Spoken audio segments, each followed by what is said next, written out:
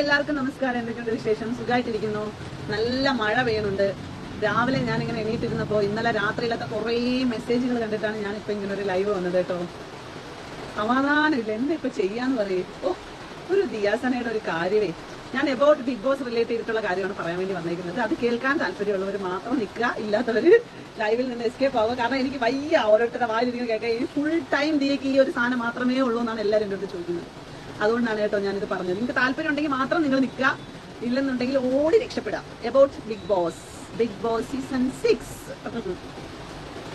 വലിയൊരു കോൺട്രവേഴ്സി വന്നിരിക്കുകയാണ്. അതായത് ഇപ്പം ജാസ്മിന്റെ വാപ്പായ ദിയാസന എയർപോർട്ടിൽ കൊണ്ടാക്കിയതാണ് ഇവിടത്തെ വൻ ചർച്ച. ഇന്നലെ മുതലുള്ള എന്റെ കുറെ ഫ്രണ്ട്സുകളൊക്കെ വിളിക്കുന്നുണ്ടായിരുന്നു. അത് ഈ കേട്ട വാർത്ത ശരിയാണോ ദിയാന്നൊക്കെ പറഞ്ഞു. ഞാനെന്തോ ഈ ലോകത്ത് ചെയ്യാൻ പാടില്ലാത്ത വലിയ എന്തോ ഒരു അപരാധം ചെയ്ത മാതിരിയാണ് ജാസ്മിന്റെ വാപ്പായ എയർപോർട്ടിൽ